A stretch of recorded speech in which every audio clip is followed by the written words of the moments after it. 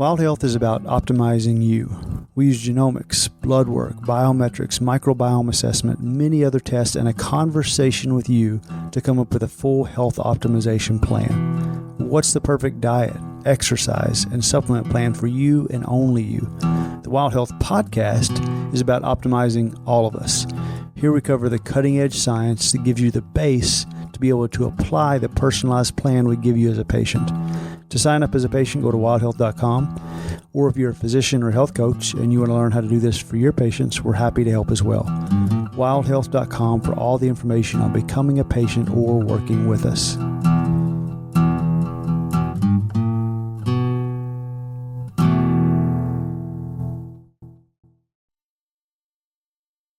All right, what's up, guys? It is Erin Faules here, back on the Wild Health Podcast. We have got Dr. Jeff Graham, our CMO, awesome human, love him to pieces. Glad you're back. I think it's time we talk about what we do at Wild Health. We kind of thread this in throughout a lot of our episodes, but I've had a lot of questions recently, and I think it'd be cool to kind of go back to basics of why we do what we do, what kind of docs we have here, what's our mantra and how we practice, and what we're really all about here. And if you were to become a patient at Wild Health, like what would that mean for you? So excited to get going chatting about this, Jeff. I am fired up, Erin, because as you know, we talk about this every day with our patients. And the reason we're doing this is because we live the lifestyle that we promote. We are passionate about it. And yeah, I literally just returned from a family reunion and it was so funny. After sitting, night after night having meals together, I realized I was spending 90% of my time talking to them about how awesome Wild Health is. And this is what we're focused on now. And why this is why it's so cool. And this is why we're different. And yeah, so a whole podcast where we just get to BS about that. That sounds fun. Yeah, rad. So why did you, I like to say, move to the other side, or the other team in healthcare? It's not really. We definitely are a bit of a hybrid in how we look at things here in all actuality. But what, if you wouldn't mind sharing a bit about what prompted you to kind of shift your perspective in how you practice? Yeah, that's a great question. And it's a story I actually enjoy telling. I mean, I think that the really Cliff Note version is that I had been getting fatigued in our healthcare system for a while. Traditionally trained in the allopathic mode that we all are, so we understand that side of medicine because we've all practiced there.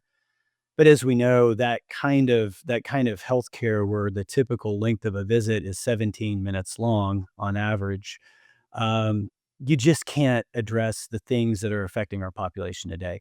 And I think after doing my lifestyle medicine boarding, I had done a sports medicine fellowship in the past. And honestly, to go way back, so I'm getting out of the Cliff Note version now.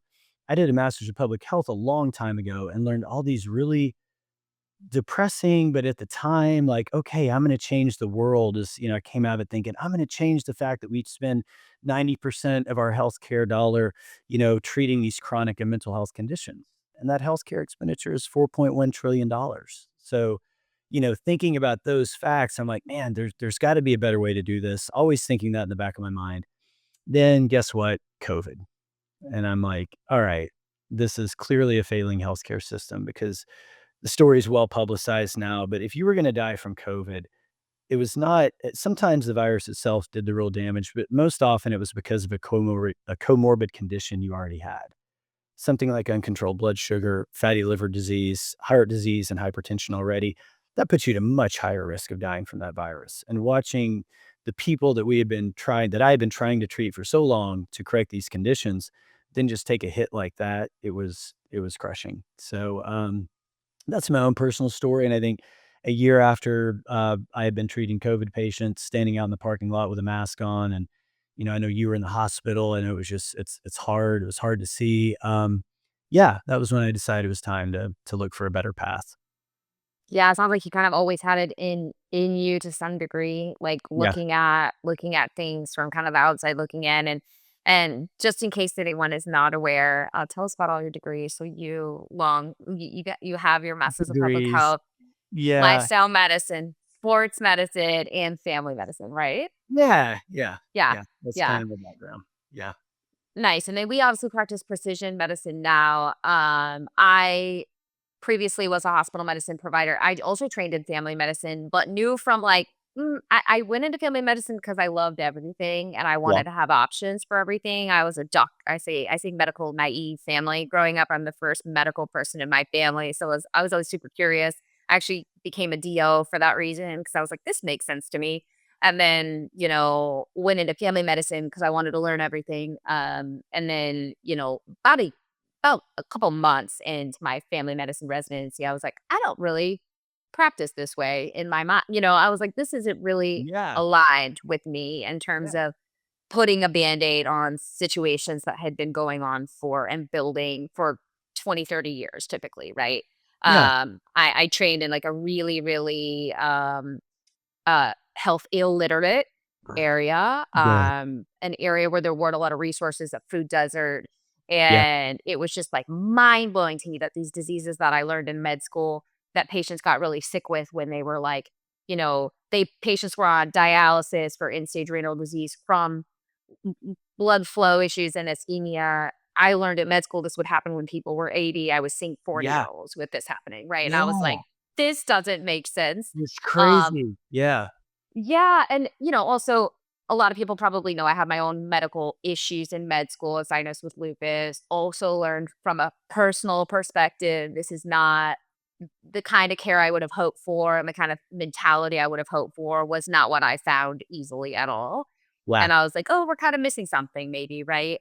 Um, but I wasn't really ready to, like, bite the bullet. I didn't know what to do with that. Like, did I wanna go into functional medicine? That felt I didn't know much about it, Hospital medicine made sense to me at least because 'cause I'm like, "Okay, I'm aligned with this. If someone has a bacteria growing in their blood, it makes sense to give an antibiotic, right? If someone can't Yeah. can't breathe, it makes sense to put them on a ventilator." Like, not Yeah. not as a first resort, I don't mean, but, it was pretty straightforward, and I do think that our healthcare system does that level of acute care really well, Yeah. and I'm so grateful for practicing with a group of people with this, like, really, really intense background, and really respectable background of family medicine and ER and hospital medicine, critical care, all these different backgrounds that like we have a deep respect for evidence-based medicine.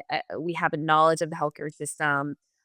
We can speak that language, and sometimes that's necessary for our patients, right? Like we know how to look for and rule out the really scary stuff. And on a day to day, I think we practice really differently than that. Me too.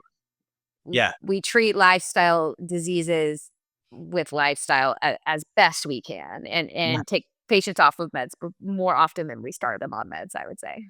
I agree 100%. That's probably my favorite thing to do. I have been really fortunate to have a couple week run here where I have had multiple visits where I've been able to tell someone to, well, why don't you come off of that blood pressure medication? Because now you're using sauna, we've got you a trainer, you're exercising more, you've lost 15 pounds, and you're getting dizzy when you stand up because you're on a blood pressure medicine. We need to stop that because your blood pressure is now controlled. So I love that angle that you're pointing out there is that we understand both sides of this medical system very well, practicing within our means, whether we're or within our realm, whether we're talking about classic medicine 2.0 or what we like to call this kind of Peter Attia coined term medicine 3.0. The new being very proactive and using the term precision medicine to meet a patient where they're at. Yeah, Yeah. and we're kind of looking at both all the time, right? Like our Yeah. patients are coming in, we're screening for, okay, what are the big things that are going to really hurt your lifespan, your health span here? Like Yeah. what are the big ones? What are you at genetic risk for? What do you have risk factors for in your labs? What's in your family history? What kind of screening do we need to be doing? What are the big things that tend to kill people in general? And how do we make sure this doesn't happen and that we know that most of these things that as we talked about on recent episodes, start decades before people might even feel symptoms typically. So Wow. we're looking at those things behind the scenes and trying to be as proactive as possible for preventing rather than just like, complete reactive care Yeah. as exists typically in the system. I don't really think to anyone's, intentionality or individual fault here. This is just kind of the way the system is right now. So we're looking at those things behind the scenes and kind of protecting against those all the time. And if we find something, we know what to do with it, right? Like we know how to Yeah. get this person help. And you had a recent case, if you don't mind sharing, where this was super relevant. If you don't mind sharing a little bit of this, because it's not all sauna and, beet juice around here. That's right. I like that. That should be our new motto. It's not all I mean, song. it's a lot of sauna. We do recommend a lot of sauna. Don't get me wrong. Yeah, But yeah. Well, exactly. There's so many things that's good for. Yeah, I think that I'm glad you're referencing this, and I need to give you some a big shout out because you were really helpful in co-managing this patient when I was out of town. But yeah, new patient, mid 40s, and he came in with the same frustrations that we share. We tend to hit it off really well. Like, yeah, you're right. The healthcare system is failing us because of this reactive approach. We are very proactive, very interested in all the supplements and biohacks and bio tracking, which we do a lot of. So we set him up with a Whoop strap and had him training well. We got him into breathwork sessions because he's a pretty highly motivated, driven guy. And along the way, we just we're always, as you're talking about, I think this is where these Venn diagrams overlap. We're taking this nuanced approach to address a lot of the foundational problems that were causing him problems in his day-to-day life. But it became apparent along the way, like, man, you have a family history that's fairly strong for heart disease. And you're telling me, and Dr. Falls, you helped me uncover this, that sometimes when you're exercising, you do experience this feeling that you need to sit down pretty quickly or something bad is going to happen. Not that this guy couldn't go to the gym and he's very motivated to do it.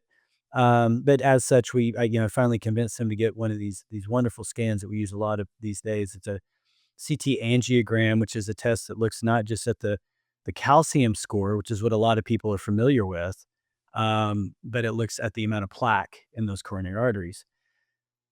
The thing about that test is that, as you're mentioning, these changes that happen over time oftentimes start decades before. And because we're so efficient as mammals, as humans, we've evolved this ability to kind of work past those symptoms because we start to grow. The body will actually start to grow new blood vessels, right? If there's a place that's blocked, it will say, "Oh, we need to get blood to this area." Well, this test is great because it picks up those long-standing changes that maybe haven't presented with symptoms yet, but it still gives us a really good risk assessment, a prediction of what may be happening 10, 20, 30 years down the road and cause a big problem. Well, for this particular guy, his clearly study, it's what we use. It's a AI enhanced CT angiogram to look at those coronary arteries that feed the heart, and it came back really worrisome. You helped me get him into a cardiologist at the Cleveland Clinic, who he just saw 2 days ago.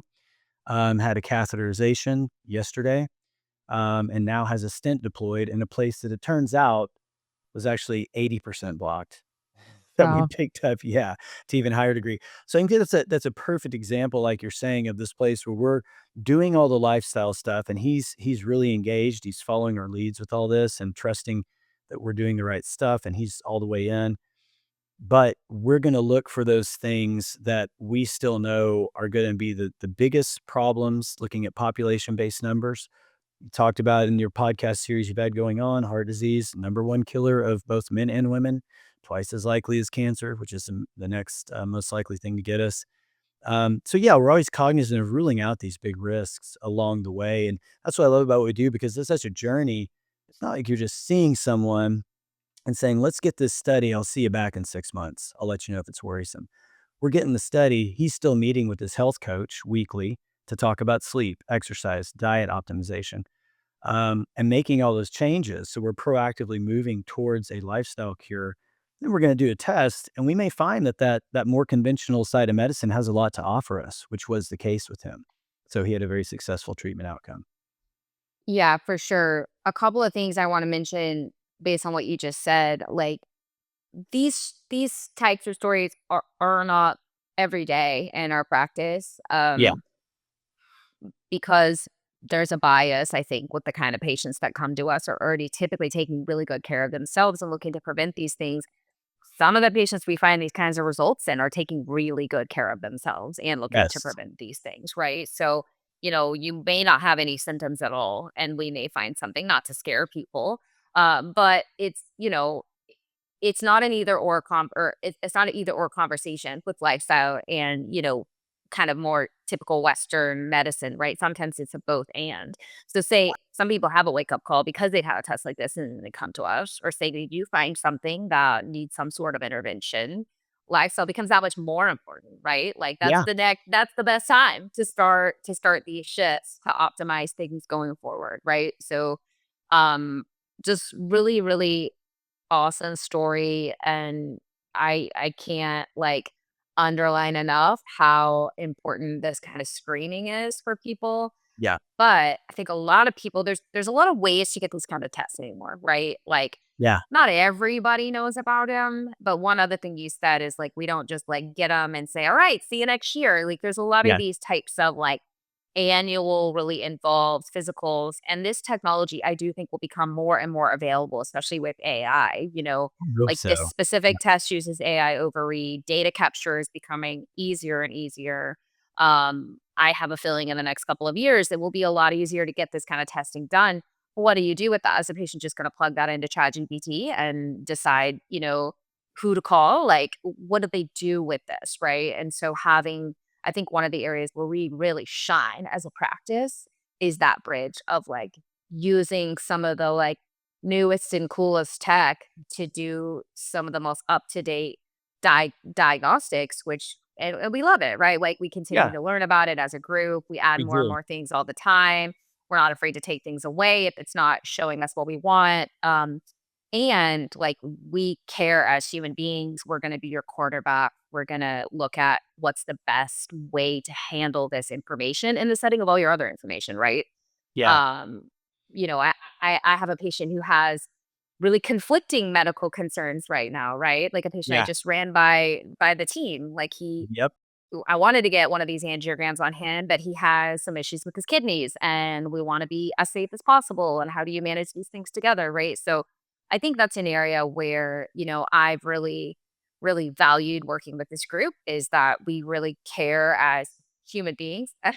Yeah. So much so that I consider you all good friends. And I think most of the company can say that, but we care about our patients too in terms of like, how do we manage and handle this information, not just for like the next month or 6 months or visit, but like what's their life going to look like and how do we set them up for success? So, I think this is your case that you just brought up was a really good example of that.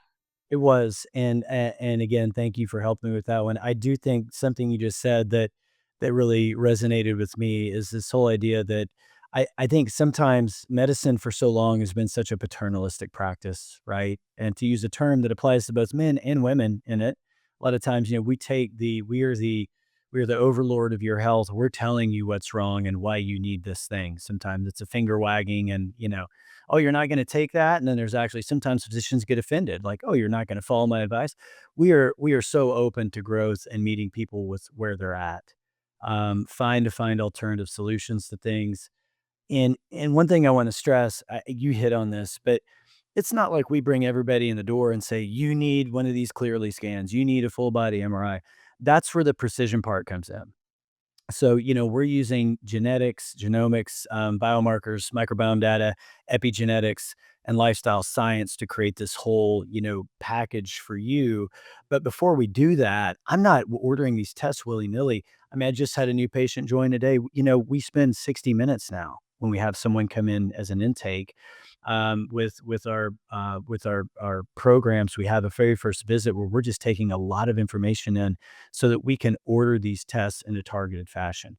If you have a cholesterol and a blood pressure and a history that just looks beautiful and you're 35 years old, I'm not going to order a heart scan on you, but maybe you're telling me that you have intermittent problems with your diet where you're having bloating or diarrhea every now and then, and that's really causing discomfort. I'm going to recommend a microbiome test, but only because you've told me those things. We're not just going to fire off all the tests and spend your money and say, oh, you need this. So we're going to take a really targeted approach. And I think that's where the term precision medicine comes into what we do. Yeah, I love it. That's such a good call out. I mean, one, I think it's pretty safe to say we don't make any money on this testing and don't want to make any money on this testing Yeah, because exactly. I want to get one test if that's what's right for the patient, Yeah, or 12 tests if that's what's right for the patient, right? And I don't want anything else getting in the way of that. Also, I think we practice in like a really like, we want to get that foundation online first, right? If we get patients set up with their day-to-day lifestyle in terms of genetics, micronutrient depletions, blood sugar, inflammation, these things we can find out very affordably, quite frankly, in their Yeah. initial data set. It can tell us, one, do we need to triage any of those bigger tests that we talked about? Are there any big red flags for kind of health span blocks that we need to be looking at quickly? Yeah. What are they at risk for? Two, maybe they're really set up for success, and maybe some of those like more granular tests that you can see in oftentimes in functional medicine clinics that we order sometimes too. Whether it's mold testing, toxin testing, et cetera, et cetera, et cetera, microbiome. Like, we're not going to order them on everyone. And quite frankly, oftentimes when we get that foundation supported, we don't need to, right? Yeah. Because we get that initial data set and the system just becomes more resilient when the patient's inflammation goes down, their blood sugar is optimized, their Exactly. methylation is optimized. Yeah. Like, Yeah. we no longer need to spend thousands of dollars on testing because the symptoms aren't there, right? Yep. So that's just a little bit of a look into the way we do our testing. I mean, I think I love that we have access to all of these things, and I love it. Quite frankly, we just don't typically need to use it all on everyone. We don't need to use it all on everyone. Yeah. Um, Yeah. but I think we're kind of minimalist, honestly, with some of that testing. Yeah. And then of course we have patients that come to us that they want all the data every single year, and that's fine too. I mean, I think it depends on how much stress that's going to cause a patient to know. I like to say when Yeah. we look under the hood, we find things. Yeah. But some patients just want to know, and I'm of the mindset that it's your body. If you want this data, like, I'm gonna order it, right? It's yours to Yeah. have. I agree, but I think that's a really funny, or good point, and I just, I'll write off that of about 3 patients, like, yeah, I have people who are, to maybe don't wanna use this in a derogatory way, but a little bit neurotic about just watching this data, and so some of the time that I spend with people is sometimes just reassuring them that, "Hey, your chloride of 110 is actually not something I'm gonna worry about a whole lot, even though it seems to always be 1 point over normal. Don't lose sleep over that. Here's the reasons why, and cover that literature with them." I think that's the other part. I referenced the 17-minute medical visit at the first of this. I think there are a lot of great physicians out there. The group I used to practice with, it's still some of my dearest friends and, really smart people. I think they provide excellent healthcare in the traditional system, but they don't have time to sit with someone and walk them through the pathophysiology or normal physiology, Totally. reassure them about a certain lab or a study, and really lay down that risk benefit ratio and say, this is why we're not worried about this. This is why we shouldn't use this molecule, be it a supplement or a medication, but this is why we should. So I think it helps people to feel more empowered about their decisions when we can spend that extra time with them. Yeah, totally. I mean, our visits are at the minimum 30 minutes with patients and frequently an hour. Yeah. Um, and depending on if you're on our concierge program or something else, you're getting phone calls anytime you need. I mean, the level of care can be really comprehensive, which you're totally right. I mean, the traditional model just is not set up for and does not reimburse for. Yeah. So And it's along it's a those tricky, lines, a tricky thing. yeah, I wonder if you ever have this conversation with prospective patients when you're talking to them, because I do. What I've come to recognize at Wild Health is I've been doing this almost 4 years now. There's a certain patient subtype that I think really thrives with us, and sometimes there's not. So I think it's important to understand that coming in, and I'm very honest with people up front. Like, look, you're trusting us with your healthcare and divulging a lot of potentially sensitive private information because we want to know that we dig deep and money, obviously, right? Hey, you're Hmm. trusting us with your dollar. We're going to need that equal amount of engagement back from you. We want people to be proactive. If you're going to be successful with our program, which we have shown in multiple white papers is better at reversing insulin resistance, decreasing inflammation system wide, but you got to be engaged. So I think about, high performers who are, and high performers doesn't mean athletically, just like people who want to thrive in life, want to optimize their longevity and the feelings that they have, the enjoyment that they have day to day, improve their lifespan. I think that Those are the people we're going to have the most success with. If you're just coming in because you want a new set of eyes on something to prescribe something that no one else will prescribe to you, we may not be your people. Right. We don't practice like that. Yeah, totally. I mean, you've got to have that emotional buy-in because we're talking about habit change, which is hard to sell. We're talking Yeah. about, I mean, people create habits for a reason. There's been some sort of reward that has made that habit stick, right? Um, we're talking about, like you said, looking at really vulnerable, difficult things and talking about those things. This isn't for the weak, right? Yeah. And so it's hard to look at the honest truth on paper sometimes. It is. And Yeah. yeah, true. Like what we measure gets managed, right? I mean, that's accurate. That doesn't Yeah. make it easy. And so a lot of what we do is like simple but really really hard. So if patients don't have that buy-in, like what you're saying, you're not going to get the results. Um but I do think a lot of patients come to us and they do have the buy-in and they do have the want to, and it's Yeah. it's really difficult to kind of tease out what to do with all the data they've obtained, or like their traditional like health advice and wellness advice that they get isn't working for them, and you know, they need support in figuring out the what. And some people know the what and they need support also, and they need a team like holding them accountable.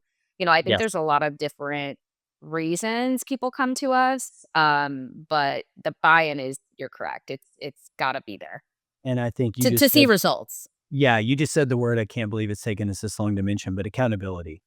We are big accountability partners. That's a really simple way to put. That's the big role our health coaches play, our physicians do too, but those are your folks that are pinging you with emails, nudging you every now and then. Hey, how's that diet change we talked about doing? Have you decreased your carbs by this much? Are we eliminating gluten? How's that exercise routine going I sent you? We're going to be that little, poke in your side every now and then that is reminding you to come back, because that's what happens. What's the data? You probably know this. Like the average habit, they've looked at this with diets a lot. The average length of time that people start a New Year's diet, and then I think it's like February 6th, it's become like a holiday because that's when most people Oh, when it stops? yeah, when it Yeah. stops. It's like Yeah. just over 5 weeks. It's something like It's that. That's it's about how hard to long. changing human Yeah, behaviors is such an interesting such an interesting thing. Lifestyles, I work so much with autoimmunity, as you know, and kind of complex illness, and lifestyle and emotional health becomes like are just crucially important. yeah, And so this is something I like nerd out on, and it is just humans are so complicated. Like I don't know, in some ways, but it is hard. Changing behavior is difficult, and I think there can be, like, a lot of shame around things, and it's just not necessary. It's hard for everybody. It's universal. yeah, Like, yeah, if someone might not have something more obvious that they're doing that needs to be changed, I guarantee they have something more private that they might benefit from changing, right? yeah. So, So anyway, so I was what off a little bit. I just thank you, ChatGPT. It takes roughly 66 days for a habit to become automatic, but when on New Year's, it's like most 80% of people are done at during the first week of February. So, yeah. I mean, you were on the money there. Yeah, it's like it's a hard thing to change for sure. Yeah. Yeah, we should make note of that and make it like resolution continuation day at Wild Yeah, Health. exactly. Yeah. Um, okay, one other thing I wanted to ask you is, if you're like listening to this as a patient and you're curious if this is a good fit. I mean, what are the common types of patients that we see do really well? Obviously, there's going to be like outliers to this. Um, I think patients with like a complex, I'm thinking of my patients, obviously, typically, Yeah, but you a have the most complex complex patients. Yeah. issue that like people have said you're fine, or it's just stress, and they know they're not fine and they're not feeling good, and maybe their typical labs look okay. Oh, your TSH is okay, you're fine, and they want to dive deeper. I think that's a common one. You mentioned another one, are like optimizing crowd, like our patients that Yeah. just want to continue firing on all cylinders in life, and focus on their health maybe the same way they focus on their business or their athletic career or something else, and they want to really like double down and do the best they can at that. Like who else do you see as kind of common types of patients that do really well here? Yeah, that's a good question. I do feel like there's a subset of people that feel like they've been disowned, or they're very disenfranchised with the care they've received, in the traditional medical system. Mm, I yeah. feel like, and this sounds, what call it woo woo, call it whatever you want. We are really good listeners. And I think that is the problem with that limited visit. If you can't come in and actually sit and listen to someone and take their concerns seriously, that I feel like that's a big group of people. If they feel like they've really almost been personally hurt by their experience in the traditional medical system, it's just a breath of fresh air to come in and meet a team, meaning your care coordinator, your physician, and your health coach, who are truly invested. It may just be a hangnail, to coin a term that, everybody would say, yeah, it's not really that big a deal. But a hangnail that keeps getting infected for you, like, let's talk about ways to solve that. So, I mean, I think people who feel like they have largely been ignored over time, it's really a breath of fresh air again to come in and feel like they're being heard. And no matter how big or small the problem is, we just want you to be thriving, whatever that. Yeah. Yeah. Yeah, that's a good thought. I think that's probably about at least half my patients, honestly, now that you say that. They might have another reason too, but people are usually like itching for a different type of care and like people who really, I mean, they actually care, right? Not just healthcare. Yeah. Um, and have the time, like you said, to do that. Not just that. I mean, you can ask questions on our portal, or I mean, I think the level of communication is really different than what you experience in Yeah. all our plans. Honestly, is different than what you experience at a traditional, medical practice for Yeah. reasons we mentioned. Yeah. Another thing I would say is the folks who have like um they're either looking for that level of, like, next level diagnostic testing, and they might have heard about it on a podcast, or they might have read about it in a book, but they're not sure how to get it or who can help them with it, or they might have had some of this testing done, and Yeah. they have a big scare, like, they might have an ApoE4 SNP, or they might have, a Prenuvo result, Yeah.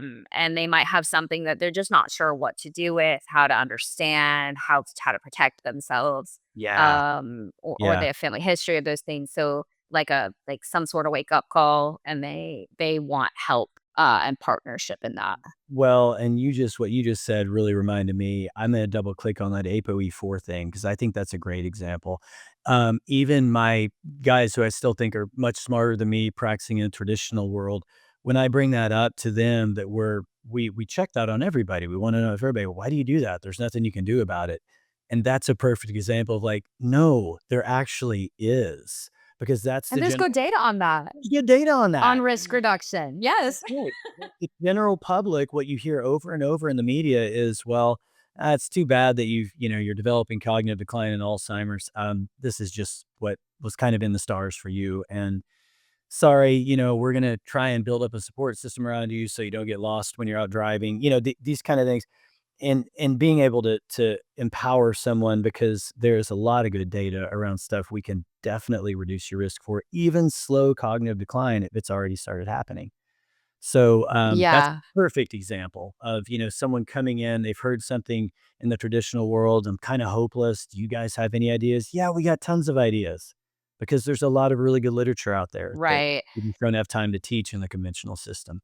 Yeah, I think this is actually a really good way to end the chat, because I think genetics used to be looked at as such a deterministic field. This is like you said, it's in the scars, or my dad had this. I had a patient tell me this just the other day. My dad had this, his dad had this. It's going to happen. I know it's going to happen. And we know now that's just really not accurate. How much lifestyle runs the show here? The type of genes we're looking at, the SNPs that we're looking at, rather than mutations, like we're looking at what are your natural patterns of strengths, what are your natural patterns of vulnerabilities? How do we capitalize on those strengths? Yeah. And how do we really support the Avoid. vulnerabilities, Yeah, right? Like, how do exactly. we really everybody has the same amount of time in the day, right? But that's can feel like not a lot. And so like, what do you really put your energy and your money and your time into? What's going to give you the biggest return on investment? What are those vulnerabilities? And we can help kind of direct those choices and create that plan with you. So I think that's like a really good closing. I mean, I'm not trying to I, say don't say anything else, but no, I think no. that it's such a good point you brought up about the ape weed. Well, and I love the little analogy you just made that I think is super valuable. I've talked about a couple talks I've given recently is that kind of financial analogy, an asset, a return on investment. Your health is the most valuable asset you'll ever own. And I think it takes a wake up call sometimes, like an ApoE4 or a close family member who died all of a sudden. They're like, oh, wait, what about me?